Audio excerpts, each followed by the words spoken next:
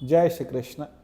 आइए जानते हैं कि किन्नरों के देवता कौन हैं और किन्नर किसकी पूजा करते हैं और किन्नरों का एक दिन का विवाह किसके साथ होता है। तो इसके लिए जो कहानी आती है महाभारत में, उसको थोड़ा समझते हैं। महाभारत में कहानी आती है कि अर्जुन, जिनका विवाह द्रौपदी से हुआ था, लेकिन द्रौपदी के कुछ नियम थे अपने पतियों के साथ रहने के लिए, और उन नियमों में एक दिन एक नियम का उल्लंघन हुआ अर्जुन से। तो अर्जुन को इंद्रप्रस्थ से निष्कासित कर दिया गया 1 वर्ष के लिए। उन्हें कहा गया कि तुम उत्तर पूर्व में चले जाओ, और वो वहाँ से चले गए। जब वो उत्तर पूर्व में गए तो वहाँ पर उनको एक विधवा नाग राजकुमारी मिली जिसका नाम था उलूपी। जब वो दोनों आपस में मिले तो उन्हें आपस में प्रेम हो गया, और जब प्रेम हुआ तो फिर उन्होंने आपस में विवाह कर लिया।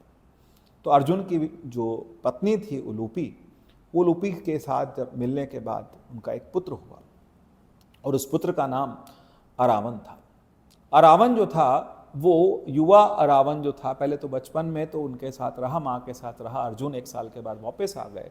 जब युवा हुआ अरावन तो फिर वो अर्जुन के पास गया, और जब उस समय महाभारत का युद्ध चल रहा था।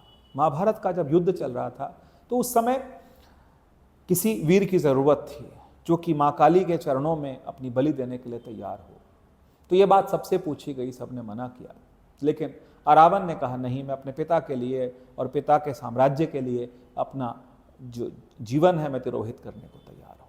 जब वो आए तो फिर उन्होंने एक शर्त रखी कि मेरे को 1 रात के लिए विवाह करना है, क्योंकि मैं अविवाहित नहीं मरना चाहता।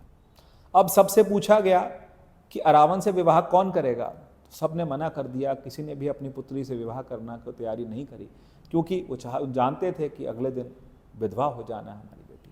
तो फिर उसी समय भगवान श्री कृष्ण ने अपना एक मोहिनी रूप बनाया, और मोहिनी रूप में आए और उन्होंने अरावन से विवाह किया।